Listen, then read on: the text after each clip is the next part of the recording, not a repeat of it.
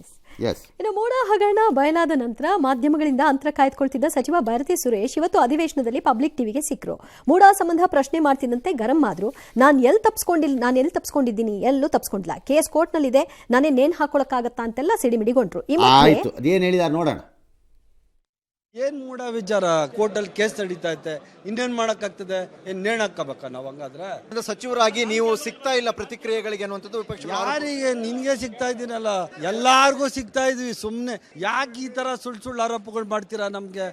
ಒಬ್ಬ ಹಿರಿಯ ಅಧಿಕಾರಿ 144 ಫೈಲ್ ತಗೊಂಡು ಹೋಗ್ತಾರೆ, ಅವತ್ತೇ ಸಚಿವರು ಕೂಡ ಹೋಗಿದ್ರು ಅಲ್ಲಿಗೆ ಅನ್ನೋ ವಿಚಾರ. ಲೋಕಾಯುಕ್ತ ವರದಿನೇ ಕೊಟ್ಟಿಲ್ಲ ಇನ್ನು. ಸದನ ದುಡ್ಡು ಹಾಳು ಮಾಡಕ್ಕೆ ಏನಾದ್ರು ಬಿಜೆಪಿ ಅವ್ರಿಗೆ ಇಷ್ಟ ಇದ್ರೆ ಮಾಡ್ಕೊಂಡು ಹೋಗ್ಲಿ. ಸಿಟ್ಟಾಗೋ ನೆಸೆಸಿಟಿ ಮಂತ್ರಿ ಸಿಕ್ತಿಲ್ಲ ಅಂತಂದ್ರೆ ಅಬ್ಸ್ಕಾಂಡರ್ ಅಲ್ಲ, ಕೊಡಬೇಕಾದ ಪ್ರತಿಕ್ರಿಯೆಯನ್ನ ತನ್ನ ಇಲಾಖೆಯ ಪರವಾಗಿ ಕೊಡ್ತಿಲ್ಲ ಅಂತ. ಸಿಗ್ತಾ ಇಲ್ಲ ಅಂದ್ರೆ you are not an absconder. Notice ಹಾಕ್ಬಿಟ್ಟು ಅಬ್ಸ್ಕಾಂಡರ್ ಅಂತ ಮನೆ ಮುಂದೆ ಹಾಕ್ತಾರಲ್ಲ, ಅದಲ್ಲ, ಅದಲ್ಲ. I tell you Y.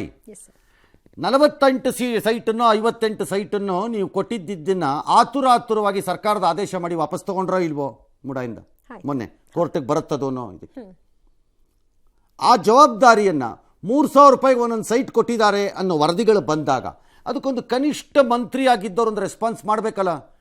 ಈ ನನ್ನ ವಾಟ್ಕೆನ್ ಇದು 3,000 ರೂಪಾಯಿ ಕೊಡ್ತಾರೆ ಅಂದ್ರೆ ಏನ್ರಿ ಅರ್ಥ ಅಂತ ಬರಬೇಕಲ್ಲ. ಯಾರು ಕೊಟ್ಟವರು 3,000 ರೂಪಾಯಿಗೆ ಸೈಟ್ನ? ಅದರಲ್ಲಾರು ಹೇಳಬೇಕಲ್ಲ. ಅವ್ರ ಪೀರಿಯಡಲ್ಲಿ ಕೊಟ್ಟಿದ್ದು ಅವ್ರದ್ರಿ, ಅದಾರು ಹೇಳಬೇಕಲ್ಲ. ಅದು ಬರಲ್ವೇನ್ರಿ ನಿಮಗೆ ಸುರೇಶ್? ಅದನ್ನು ಹೇಳಿಲ್ಲ. ನಿಮ್ಗೆ ಅದು ಬರಲಿಲ್ವಾ? ಕಲ್ತ್ಕೊಳ್ರಿ ಹೋಗಿ ಇನ್ನಿಬ್ಬರು ಮಂತ್ರಿಗಳ ಹತ್ರ. ನೆಕ್ಸ್ಟ್ ಟೈಮ್ ಕೇಳಿ ಯಾವನಾದರೂ ಬೇರೆ ಸಾವುಗಳ ಬಗ್ಗೆ. 1974 ಕೊಡೋಣ ಲೆಕ್ಕ ಅಂದ್ಬಿಟ್ಟು ಅಲ್ಲಿಂದ ಕೊಡ್ತಾರೆ. ಅದಕ್ಕಿಂತ ಜಾಸ್ತಿ ಕೇಳಕ್ಕೆ ಹೋದ್ರೆ 47 ಕೊಡೋಣ ತಗೊಂತಾರೆ. ಅದಕ್ಕಿಂತ ಹಿಂದಕ್ಕೆ ಹೋಗ್ಬಿಟ್ರೆ ಪ್ಲೇಗಳು ಕೊಟ್ಬಿಡೋಣ, ಸುಮ್ಮನಿರೋ ಪ್ಲೇಗ್ ಕೊಡ್ತಾರೆ. ನೀವು ಅದು ಕಲ್ತ್ಕೊಳ್ಳಿಲ್ವೇನ್ರಿ? ನೀವು ಯಾವ ಮಂತ್ರಿ ರೀ? ಕಲ್ತ್ಕೊಳ್ರಿ ನಿಮ್ಮ ಕೊಲಿಗ ಹತ್ರ. ಅದಾರು ಹೇಳ್ಬೇಕಲ್ಲ, ಯಾತಕ್ಕೆ 3,000 ರೂಪಾಯಿಗೆ ಸೈಟ್ ಹೋಗುತ್ತೆ? ಹೆಂಗೆ ಹೋಗುತ್ತದ ಆ ಥರ?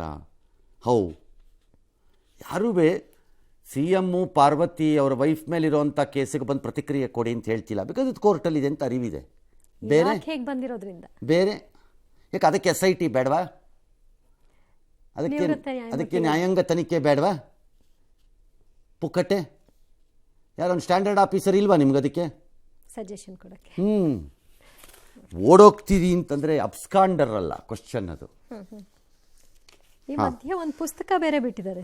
ಪುಸ್ತಕ ಸತ್ಯತೆ, ಪ್ರಕರಣದ ಸತ್ಯಾಸತ್ಯತೆ, ಕೋರ್ಟ್ನ ಆದೇಶ ಅಂತ. ಫಸ್ಟ್ ಪಾಯಿಂಟ್, ಪುಸ್ತಕ ಇವರು ಬಿಟ್ಬಿಟ್ರೆ ಓದೋನ್ ಬೇಕಲ್ಲ.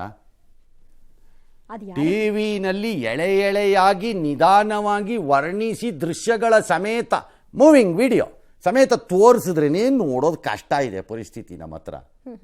ನೋಡ್ರಪ್ಪ ಒಂಚೂರು ತಿಳ್ಕೊಳ್ರಪ್ಪ ಅಂದ್ರೆ ಅಯ್ಯೋ ಬಿಡು ಬೆಜ್ಜಾನಿದೆ ಅಂತ ಅಂದ್ಬಿಟ್ಟು ಅದು ಯಾವ್ಯಾವುದೋ ಸೀರಿಯಲ್ ಲೆವೆಲ್ಗೆ ಹೋಗ್ತಾ ಇರ್ತಾರೆ. ಅವ್ರ ಪಡೆಗವರು ಹೋಗ್ತಾ ಇರ್ತಾರೆ ಸೀರಿಯಲ್ಗಳಿಗೆ. ಗೊತ್ತಾಗತ್ತಲ್ಲ ನಮ್ಗೆ ವಾರದಿಂದ ವಾರಕ್ಕೆ ಯಾವುದಕ್ಕೆ ಹೋಗ್ತಾರೆ ಜನ ಅಂತ. ಬಟ್ ಬೈಯೋದು ಮಾತ್ರ ನಮ್ಮನೆ ಏನು ಮಾಡ್ತಾಯಿಲ್ಲ ಮಾಧ್ಯಮದವರು, ಎತ್ತುತ್ತಾ ಇಲ್ಲ ವಿಷಯನ ಅಂತ. ಎತ್ಬಿಟ್ಟು ಏನು ಉಪ್ಪಿಗೆ ಹಾಕೊಂಡು ನೆಕ್ಕಕ್ಕೆ ನೋಡದೇ ಇದ್ಮೇಲೆ ಸ್ಟಿಲ್. ಇನ್ನು ಪುಸ್ತಕ ಓದೋದು ಯಾರಪ್ಪ ಓದೋದು? ಅದನ್ನು ಅದೇ ಪುಸ್ತಕ ವಿರುದ್ಧವಾಗಿ ಇದ್ದಿದ್ರೆ ಅದನ್ನ ಏನ್ ಮಾಡಿರ್ತಾ ಇದ್ರು? ಯಾವುದೂ ಇಲ್ಲ, ಅದು ಓದೋದೇ ಇಲ್ಲ ಯಾವನು. ಸುಮ್ಮನೆ ತಲೆ ಕೆಡಿಸ್ಕೋಬೇಡಿ. ಇಸ್ಕೊಂಡು ಬಿಸಾಕ್ಬಿಟ್ಟು ಹೋಗ್ತಾರೆ. ಅದು ಎತ್ತದ ಮೇಲೆ ಕೋರ್ಟ್ ಆದೇಶಗಳ ಸತ್ಯತೆಯನ್ನು ಇಟ್ಕೊಂಡು ಏನು ಲಾ ಸ್ಟೂಡೆಂಟ್ಗಳು ನಮ್ಮ ಜನ ಸ್ಟಡಿ ಮಾಡಕ್ಕೆ ಪೇಪರ್ನೇ ಹೆಡ್ಲೈನ್ ಓದಿ ಹಾಕೋ ಟೈಮಿಗೆ ಬಂದುಬಿಟ್ಟಿದ್ದಾರೆ ನಮ್ಮವರು. ಯಾರೋ ಕೆಲವರು ಮಾತ್ರ ಸ್ವಲ್ಪ ಡೀಟೇಲಾಗಿ ಒಂಚೂರು 4 ಮಾತು ಜಾಸ್ತಿ ಓದ್ಕೋತಾ ಇದ್ದಾರೆ. ಆ ಲೆವೆಲ್ಗೆ ಬಂದುಬಿಟ್ಟಿದ್ದಾರೆ. ಪೇಪರ್ನೇ ಅರ್ಧ ಗಂಟೆ ಓದ್ತಾ ಇದ್ದಿದ್ದನ್ನು 5 ನಿಮಿಷಕ್ಕೋ 4 ನಿಮಿಷಕ್ಕೋ 6 ನಿಮಿಷಕ್ಕೋ ಬಂದು ಕೂತಿದ್ದಾರೆ ಜನ. ಇನ್ನೂ ಪುಸ್ತಕ ಹಿಡ್ಕೊಂಡು ಸ್ಟಡಿ ಮಾಡ್ತಾರೆ ಬೇರೆ. ಒಡೆರಿ ಪ್ರಿಂಟ್ ಇನ್ನೂ ಒಂದು 10,000 ಕಾಸಿದ್ದವನು ಯಾವನು? ತಗೊಳ್ಳೋರು ಅಯ್ಯೋ